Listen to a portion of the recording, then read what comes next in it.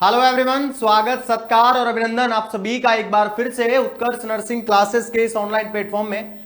आज हम एक जबरदस्त टॉपिक के ऊपर बात करेंगे। आज मैं आप सभी बच्चों को सिफिलिस पढ़ाऊंगा, जो कि सेक्सुअली ट्रांसमिटेड डिजीज के अंतर्गत हम लोग पढ़ते हैं। सिफिलिस के बारे में आज हम इस वीडियो में संपूर्ण जानकारी लेंगे और विद एक्सप्लेनेशन थ्योरी पढ़ेंगे भाई। क्लियर? चलिए, तो सबसे पहले अगर मैं आपको यहां पे सिफिलिस के बारे में बताऊं तो सबसे पहले तो सिफिलिस लिख लेते हैं भाई।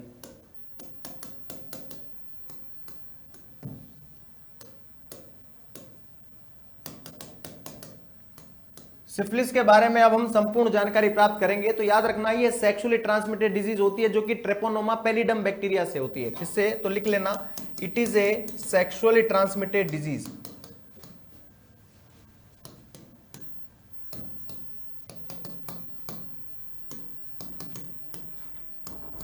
It is a sexually transmitted disease होती है ये, सेक्सुअली ट्रांसमिटेड डिजीज। जी हाँ, एसटीडी होती है, जो कि it is that is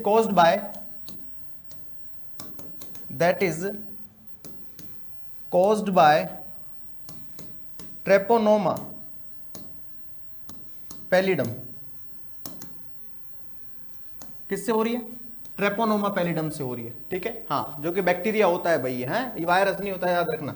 this is a bacteria. Clear? हाँ, ये स्पाइरोचेट होते हैं, ये भी लिख लेना, it is a spirochaete. Spirochaete कहते हैं बहुत से बच्चे इसको स्पाइरोचेट कहते हैं। प्रोनाउंसिएशन कुछ भी हो सकता है, ठीक है, आपको ये याद रखना है। इसके अलावा अगर मैं यहां पे इसके इनक्यूबेशन पीरियड की बात करूं आपके सामने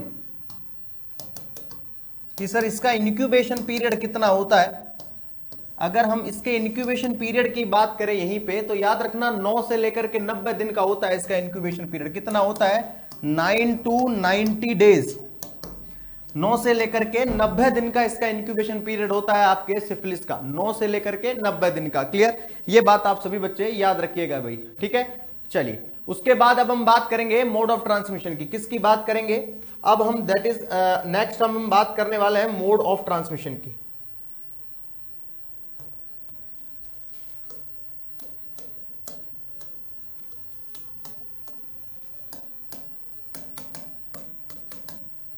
मोड ऑफ ट्रांसमिशन क्या रहने वाला है?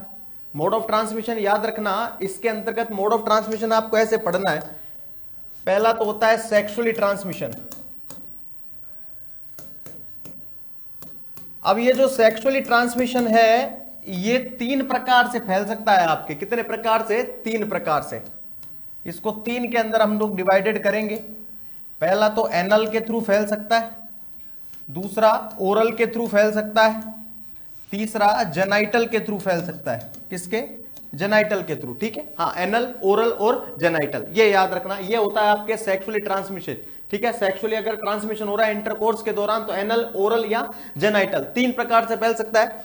सेकंड नंबर पे अगर मैं बात करूं आपके साथ भाई, पहला तो सेक्सुअली ट्रांसमिशन हो गया, सेक्सुअली इंटरकोर्स कह सकते हैं। दूसरा आता है आपके पास कंटामिनेटेड ब्लड ट्रांसफ्यूजन। क्या आता है?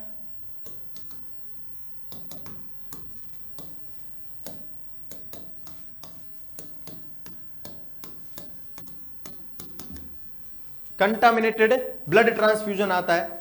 तीसरे नंबर पे आता है contact with non intact skin. Sir इसका मतलब क्या होता है कि मान लीजिए कोई इन्फेक्टेड सीक्रेशन आपके यहां पे चमड़ी अठी हुई है, ठीक है, हाँ, बिल्कुल विजिबल है मांस आपका, ठीक है, जो मसल्स है वो विजिबल है, ठीक है, तो वहां पे आपके डायरेक्ट कांटेक्ट में आ गया तो वो डायरेक्ट क्या हो जाएगा? ब्लड सर्कुलेशन के अंदर चले जाएगा। ठीक है, तो उसको कहते हैं हम contact with non intact skin. Contact with non intact skin. और उसके बाद चौथे नंबर पे आता है कंटामिनेटेड आईवी ड्रग यूजर्स। उनके भी होता है भाई। ठीक है, लिख लेना,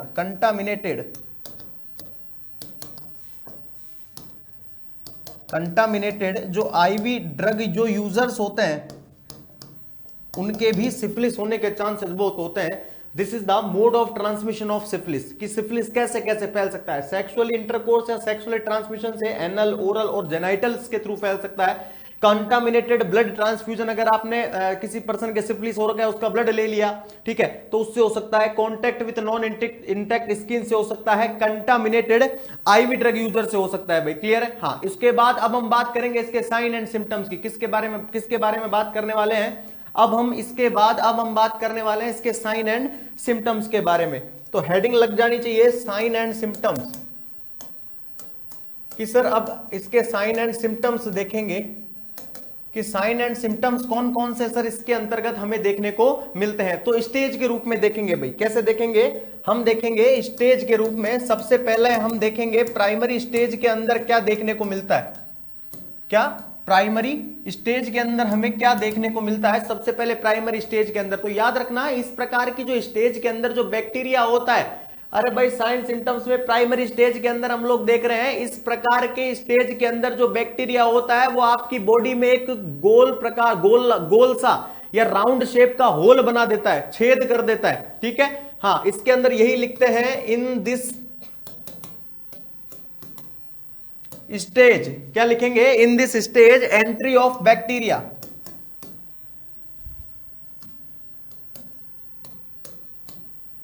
भाई बैक्टीरिया की एंट्री जो हो रही है वो round shape whole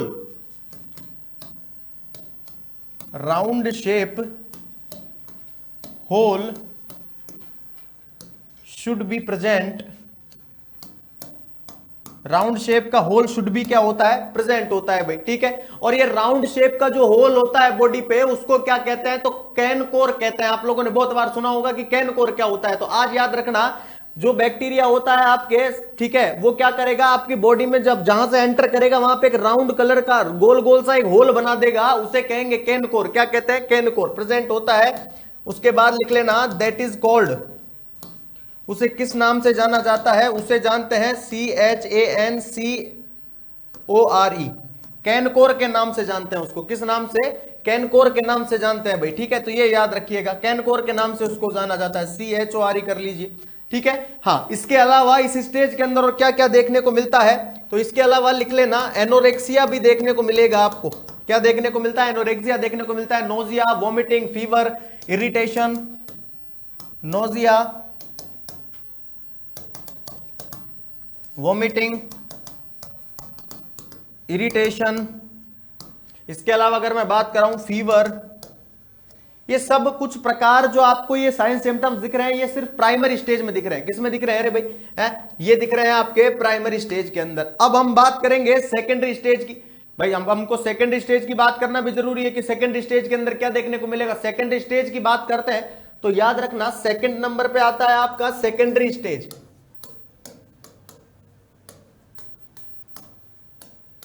second number पे क्या आता है? सेकेंड नंबर पे आता है आपका सेकेंडरी स्टेज। क्या होता है सर? चलिए, सेकेंडरी स्टेज की बात करें तो याद रखना, इस प्रकार की स्टेज के अंदर सिल्वर कलर के मैक्यूल पेप्यूल रेशेस प्रेजेंट होते हैं बॉडी पे। इस प्रकार की स्टेज के अंदर सिल्वर कलर के, सिल्वर यानी कि चांदी, समझते हैं, सिल्वर कलर के जो मैक्यूल पेप्यूल जो रेशेस होते हैं वो बॉडी पे प्रेजेंट होते हैं। तो ऐसे कैसे वही चीजें लिखनी है इसके अंदर। लिख लीजिए इन this stage silver colour macule papule rashes present. Macule papule rashes present होते हैं भाई। इसके अलावा ये जो रेशेस है ये सबसे पहले पाम एंड सोल पे ही दिखेंगे। ये सबसे पहले जो रेशेस है ये पाम पे, ठीक है, और पैर की जो पगथली जिसको हम सोल कहते हैं, सबसे पहले वहां देखने को मिलेंगे। उसके बाद पूरी बॉडी पे जाएंगे भाई। ठीक है, ये भी याद रखना। फर्स्टली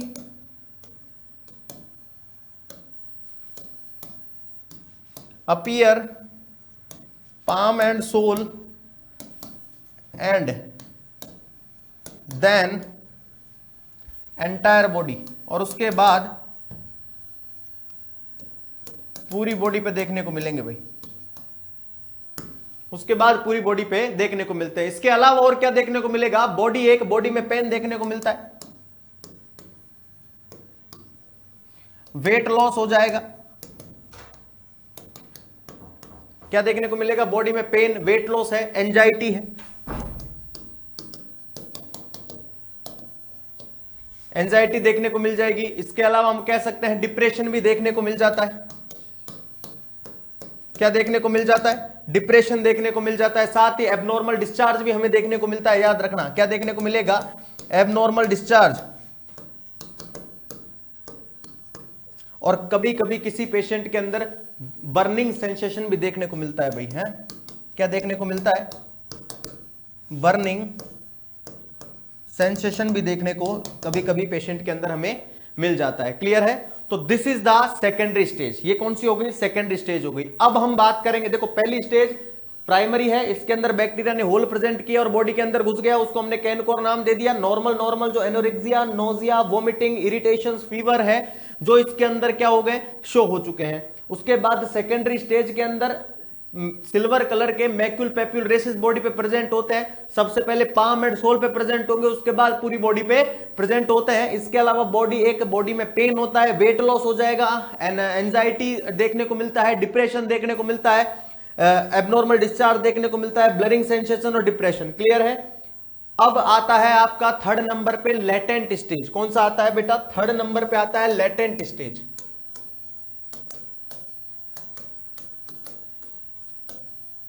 थर्ड नंबर पे कौन सा आता है? लेटेंट स्टेज आता है। तो इसके अंदर याद रखना सभी प्रकार के जो साइन सिम्टम्स होते हैं वो डिसअपेयर हो जाते हैं। इसके अंदर जो सभी प्रकार के साइन सिम्टम्स हैं वो डिसअपेयर हो जाएंगे। यदि साइन सिम्टम्स डिसअपेयर हो रहे हैं ट्रीटमेंट से, देखो इसके अंदर समझना क्या होता है। इसके अंदर पहली चीज तो लिख लो, ऑल साइन एंड सिम्टम्स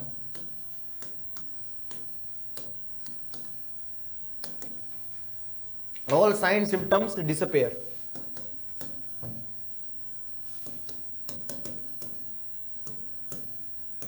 इसके अंदर सभी प्रकार के साइन सिम्टम्स डिसअपेयर हो जाते हैं, गायब हो जाते हैं भाई। यदि साइन सिम्टम्स डिसअपेयर हो रहे हैं ट्रीटमेंट की वजह से, तब तो हम बोलेंगे कि हम बीमारी हमारी सॉल्व हो गई। अरे भाई आप लोगों ने ट्रीटमेंट दिया, उसको मेडिसिन दी, इंजेक्शंस दिए, एंटीबायोटिक्स दी उसको, ठीक है, और तब जाके साइन सिम्टम्स शो सबसाइड हो गए, खत्म हो गए, तो आप यही बोलेंगे ना कि भाई ट्रीटमेंट काम कर गया उसके, ठीक है। लेकिन याद रखना, मान लीजिए विदाउट ट्रीटमेंट, आपने कोई ट्रीटमेंट नहीं दिया और साइन सिम्टम्स बॉडी से गायब हो गए, मतलब कंडीशन जो है वो रिलैप्स हो चुकी है, आपकी जो सीवियरिटी है कंडीशन वो बढ़ चुकी है, कंडीशन रिलैप्स हो जाती है फिर, ठीक है। जो डिजीज होती है, डिजीज कंडीशन वो रिलैप्स हो जाती है। कहां पे? हार्ट में चल जाएगी, आईज के अंदर चल जाएगी, नर्वस सिस्टम में चल जाती है भाई, ठीक है। तो वो बड़ा खतरनाक होता है। क्लियर है? तो हमको तभी मिठाई बांटनी है जब आपने ट्रीटमेंट दे दिया और तब साइन सिम्टम्स हो गया। क्लियर है? हाँ, तब तो राजी रहना है कि भाई क्लियर है भाई, चलो ठीक है, दवाई काम कर गई। लेकिन कोई दवाई भी नहीं ली और ऐसे ही ठीक हो गए तो फिर बाद में ऐसे नहीं कहना है कि भाई मेरा तो इम्यून सिस्टम बहुत तगड़ा है, देखो हम तो बिना दवाई लेके सही हो गए। नहीं नहीं नहीं, उस समय कंडीशन रिलैप्स हो जाती है, ठीक है। हार्ट है, नर्वस सिस्टम है और आपकी आंखें हैं, इनके अंदर चले जाती है। तो यही चीजें लिखनी है, ठीक है, कि all sign symptoms are disappear but, लेकिन यदि लिखना है, ठीक है, हाँ, but if sign symptoms disappear due to, लिखो if sign and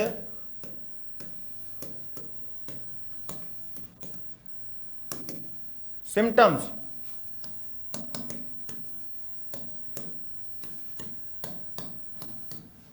due to treatment, अगर साइन एंड सिम्टम्स ट्रीटमेंट से क्या हो रहे हैं? डिसअपेयर हो रहे हैं, तो then condition is cure.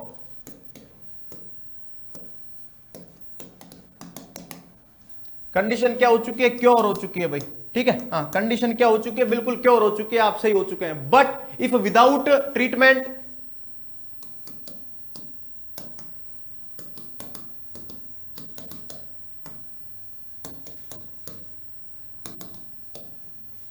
But if without treatment, अगर विदाउट ट्रीटमेंट कंडीशन जारी है तो देन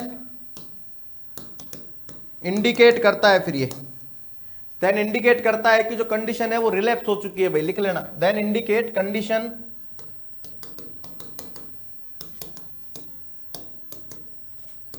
रिलैप्स इन हार्ट, आपके हार्ट में रिलैप्स हो गई, नर्वस सिस्टम के अंदर रिलैप्स हो गई, आपकी आंखों के अंदर रिलैप्स हो गई, ठीक है। हाँ, मतलब ये बीमारी है वो अब हार्ट में ट्रांसफर हो चुकी है, ठीक है। हाँ, उसको अफेक्ट करेगी, नर्वस सिस्टम को अफेक्ट करेगी, आपके को, आपकी आंखों को क्या करेगी? इफेक्ट करेगी भाई। क्लियर? हाँ, आपकी क्या करेगी? आंखों को भी इफेक्ट करेगी, ठीक है। ये याद रखना, ये होता है आपके लेटेंट स्टेज में। उसके बाद फोर्थ नंबर पे आता है आपका टर्सरी स्टेज। क्या आता है? टर्सरी स्टेज आता है। चौथे नंबर पे क्या आती है?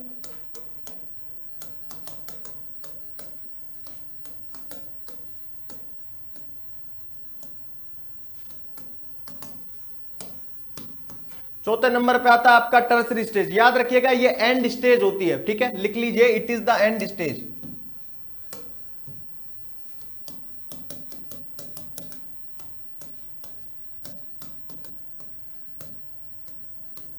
ये एंड स्टेज होती है, पहली चीज। दूसरी चीज, इसके अंदर जो रिजल्ट है वो 10 साल 20 साल 30 साल बाद आते हैं भाई। है, मान लो आपके डिजीज हुई, बीमारी हुई, आपने ट्रीटमेंट नहीं लिया और वो ठीक हो गई, आप ठीक है, आप साइन सिम्टम्स चले गए, तो आप सोचेंगे भाई मैं तो बढ़िया हो गया, मैं तो बिल्कुल फर्स्ट क्लास हो गया। लेकिन वो बीमारी 10 साल 20 साल 30 साल बाद लौट कर आ सकती है, ठीक है। तो यही लिखना है, दैट विल आफ्टर, लिख लेना, that will appear, sorry, that will appear after 10 साल 20 साल या 30 ईयर। 10 साल 20 साल 30 साल बाद भी आ सकती है और कभी कभी तो 40 साल बाद भी आ जाती है भाई, है। एंड लिख लेना, एंड सम टाइम 40 ईयर। तो ये बीमारी आपका 40 साल तक पीछा नहीं छोड़ेगी, ठीक है। हाँ, और डैमेज कर देती है पेशेंट को, एंड पेशेंट को डैमेज कर देती है। जब तक अगर आपके 40 साल तक बीमारी आपके शरीर में है तो डैमेज ही करेगी भाई बॉडी को, ठीक है। तो डैमेज द पेशेंट, और पेशेंट को क्या कर देती है? डैमेज कर देती है, बिल्कुल खत्म कर देती है। और डैमेज करने का फिर तरीका कैसे होता है? या तो हार्ट अटैक आएगा। डैमेज कैसे करेगी? हार्ट अटैक, अटैक के जरिए बाहर निकल जाएगी, स्ट्रोक हो जाएगा। इसके अलावा और क्या हो जाएगा सर? तो ब्लाइंडनेस भी, क्योंकि आंखों को भी अफेक्ट कर रही है, या अंधापन देखने को मिलेगा, ब्लाइंडनेस हो जाएगा। और इसके अलावा ये भी नहीं होगा तो थ्रोम्बस का फॉर्मेशन बन जाएगा बॉडी के अंदर। किसका? थ्रोम्बस।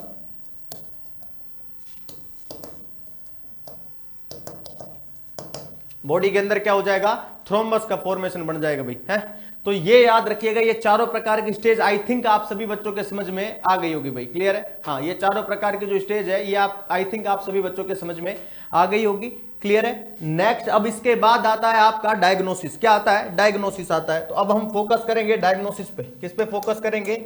डायग्नोसिस पे फोकस करेंगे।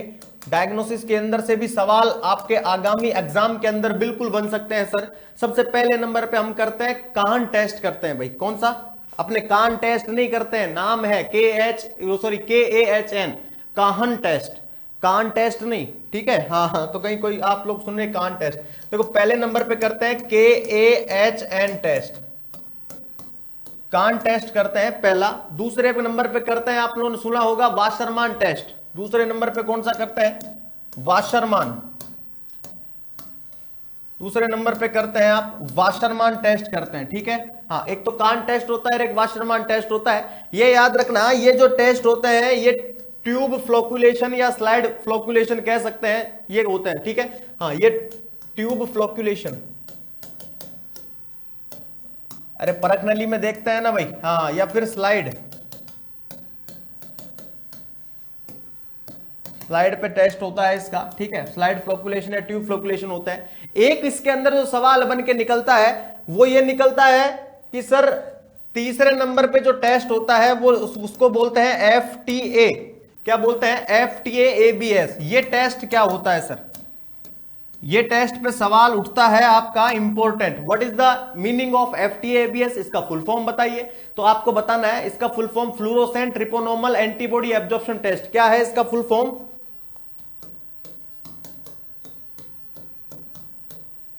क्या है? Fluorescent treponemal antibody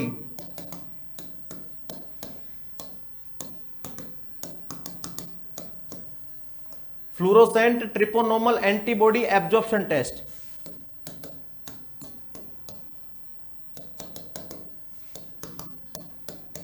clear? ये याद रखना, ये क्या है? FTA ABS है आपका, क्लियर है। और याद रखे यार, this is the confirmative diagnosis. यही आपका कन्फर्मेटिव डायग्नोसिस होता है भाई, ठीक है।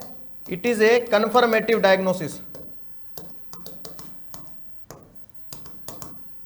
कन्फर्मेटिव डायग्नोसिस भी यही होता है आपका, FTA ABS, क्लियर है। ये याद रखना। इसके अलावा हम लोग एक आता है MHATP टेस्ट भी करते हैं और एक VDRL भी करते हैं। सर VDRL तो करते ही हैं, सभी जानते हैं, ठीक है, लिख लो वो भी। चौथे नंबर पे VDRL, that is venereal disease research laboratory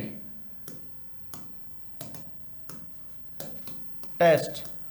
VDRL test भी करते हैं, venereal disease research laboratory test भी करते हैं। अब बात आते हैं सर, इसका ट्रीटमेंट भी हो गया, वो सॉरी डायग्नोसिस भी हो गया, अब हमको मैनेजमेंट बता दो। तो अब हम बात करेंगे इसके मैनेजमेंट की। किसके बारे में बात करेंगे?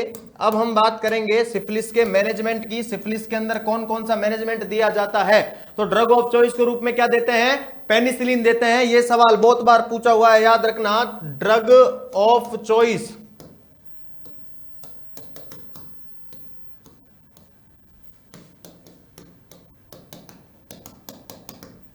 ड्रग ऑफ चॉइस के रूप में पेनिसिलिन देंगे। क्या देंगे रे भाई? पेनिसिलिन देंगे। इसके अलावा और क्या देंगे? सिम्प्टोमेटिक ट्रीटमेंट देंगे भाई। क्या देंगे?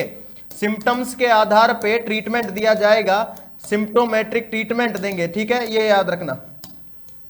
सिम्प्टोमेटिक ट्रीटमेंट देते हैं, क्लियर है? हाँ, क्या देंगे? पेनिसिलिन देंगे ड्रग ऑफ चॉइस के रूप में। अगर पेनिसिलिन दे रहे हैं आप, इसके साथ साथ सिम्प्टोमेटिक ट्रीटमेंट, जैसे फीवर आ रहा है एंटीपायरेटिक भी देनी है, दर्द हो रहा है एनाल्जेसिक्स भी देनी है, ठीक है, ये भी याद रखना। उसके बाद इसका आता है कि सर मैनेजमेंट भी हो गया। अब प्रिवेंशन के रूप में हम क्या करेंगे? तो इसका प्रिवेंशन भी लिख लीजिए कि प्रिवेंशन के रूप में आप क्या करेंगे। इसका प्रिवेंशन, सिफिलिस से आप प्रिवेंशन कैसे रखेंगे सर? ठीक है जी, तो सिफिलिस से प्रिवेंशन कैसे रखेंगे? तो पहले तो हैंड वॉशिंग करनी है भाई, बराबर है। हाँ, पहले तो क्या करना है? Hand washing. पहले तो आप सभी बच्चों को हैंड वॉशिंग करनी है, ठीक है। हाँ, हाथ बराबर धोना है। दूसरा, हाइजीन मेंटेन करनी है। क्या करना है? Maintain hygiene.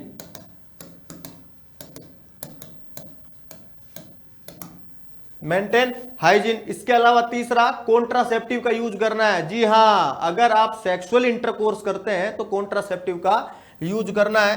तो लिख लेना कॉन्ट्रासेप्टिव यूज, क्योंकि ये सेक्सुअली ट्रांसमिटेड डिजीज होती है। कॉन्ट्रासेप्टिव का क्या करना है भाई? यूज करना है। चौथे नंबर पे क्या आ जाएगा? Fresh food use, sorry fresh blood use करना है, कंटामिनेटेड नहीं करना है भाई, ठीक है। क्या कहा जाएगा? Fresh blood use, fresh blood use करना है इसके अंतर्गत, क्लियर है। तो ये याद रखिएगा, और ये आपका all about of syphilis complete होता है भाई, ठीक है। सिफिलिस से रिगार्डिंग जो भी एमसीक्यूज बन सकते हैं वो सभी प्रकार से मैंने बता दिया है। याद रखना, सेक्सुअली ट्रांसमिटेड डिजीज होती है, किससे होती है? ट्रिकोनोमा पैलिडम से होती है। स्पाइरोचेट होता है। इनक्यूबेशन पीरियड 9 से 90 दिन का होता है भाई। कितना होता है? 9 से 90 दिन का होता है। इसके बाद मोड ऑफ ट्रांसमिशन के अंदर, सेक्सुअली ट्रांसमिटेड के अंदर लिख लेना, एनल से भी फैल सकता है, ओरल से भी फैल सकता है, और जेनाइटल से भी फैल सकता है। नेक्स्ट आता है कंटामिनेटेड ब्लड ट्रांसफ्यूजन से भी फैल सकता है, contact with non intact skin से भी फैल सकता है, और इसी के साथ ही कंटामिनेटेड आईवी ड्रग यूजर, ठीक है, उनसे भी ये फैल सकता है। इसके बाद हमने साइन सिम्टम्स की बात करी, जो कि मैंने आपको 4 स्टेज के अंदर बताया है विद एक्सप्लेन करके। पहला प्राइमरी स्टेज है। प्राइमरी स्टेज के अंदर जो बैक्टीरिया है वो एक होल करके आपके बॉडी में घुस रहा है, और उसको कह दिया हमने कैनकोर। क्या कह दिया? कैनकोर कह दिया। इसी के साथ क्या नाम से? एनोरेक्सिया, नोजिया, वोमिटिंग, इरिटेशन और फीवर, नॉर्मल जो साइन सिम्टम्स है ये शो हो रहे हैं। उसके बाद सेकेंडरी स्टेज के अंदर, इस प्रकार की स्टेज के अंदर सिल्वर कलर के मैक्यूल पेप्यूल रेसेस प्रेजेंट हो रहे थे। सबसे पहले पाम एंड सोल पे प्रेजेंट हो रहे थे भाई।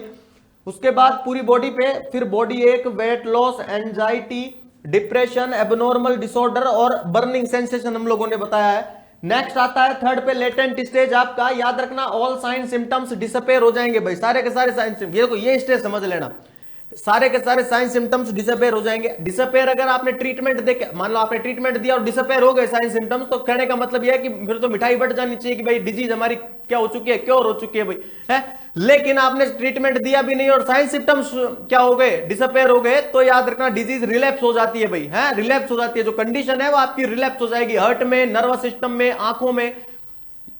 ये बात करी हमने लेटेंट स्टेज के अंदर। फोर्थ पे टर्सरी स्टेज, ये एंड स्टेज होती है। ये आपके 10 साल, 20 साल, 30 साल और ज्यादा से ज्यादा 40 साल बाद आपको दिखाई देती है और पेशेंट को डैमेज कर देती है भाई, ठीक है। हाँ, हार्ट अटैक, स्ट्रोक, ब्लाइंडनेस और थ्रोम्बस फॉर्मेशन करवा देती है। उसके बाद हमने डायग्नोसिस पढ़ा। डायग्नोसिस में कान टेस्ट और वाशरमान टेस्ट, ये ट्यूब फ्लोकुलेशन और स्लाइड फ्लोकुलेशन टेस्ट होता है। एफटीए एबीएस, ये सवाल बिल्कुल बन सकता है, इंपॉर्टेंट है, याद रखना। एफटीए एबीएस का फुल फॉर्म पूछ सकते हैं, फ्लोरोसेंट ट्रेपोनोमल एंटीबॉडी एब्जॉर्प्शन टेस्ट होता है। कंफर्मेटिव डायग्नोसिस होता है आपके एफटीए एबीएस। उसके बाद वीडीआरएल आता है, वेनरल डिजीज रिसर्च लेबोरेटरी, जो भी आप लोग करते हैं।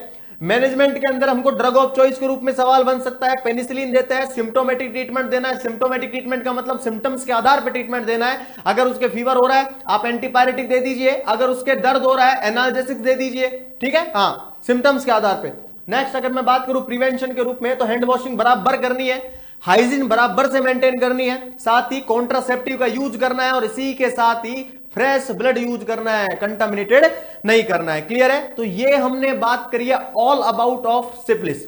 आई होप कि आप सभी बच्चों को ये वीडियो बहुत पसंद आया होगा। अगर पसंद आता है तो एक कमेंट बॉक्स के अंदर एक कमेंट प्यारा सा कर दीजिएगा और क्लास को लाइक कर दीजिएगा। इसी के साथ मैं आप सभी बच्चों को बता देना चाहता हूं, उत्कर्ष नर्सिंग क्लासेस की तरफ से आप सभी बच्चों के लिए नर्सिंग का एक मास्टर पास लॉन्च किया गया था, ठीक है, जो एग्जाम कवर कर रहा है आपके nursing officer, CHO, M, GNM, staff nurse की 12 महीने, 18 महीने और 24 महीने की वैलिडिटी के साथ अवेलेबल है, ठीक है। हाँ, उत्कर्ष के यूट्यूब चैनल पर, वो सॉरी, उत्कर्ष की आप क्या नाम से, उत्कर्ष के एप्लीकेशन पे आप क्या कर सकते हैं, परचेज कर सकते हैं। साथ ही आरआरबी की जो भी एग्जाम हाल ही में आपको पता है, तो शायद 4-5 दिन हुए हैं, ठीक है, हाँ, एग्जाम डेट आए हुए, ठीक है, हाँ, तो उसकी तैयारी को और भी बेहतर तरीके से मजबूत बनाने के लिए आरआरबी एमसीक्यूज बैच हमने लॉन्च किया है। 28 मार्च से शुरू किया जा रहा है। ये स्टैंडर्ड और प्राइम दोनों के अंदर अवेलेबल होगा आप सभी बच्चों के लिए। चलिए, तो thank you so much and again आप सभी बच्चों का बहुत बहुत धन्यवाद। Thank you again, thank you so much, thank you.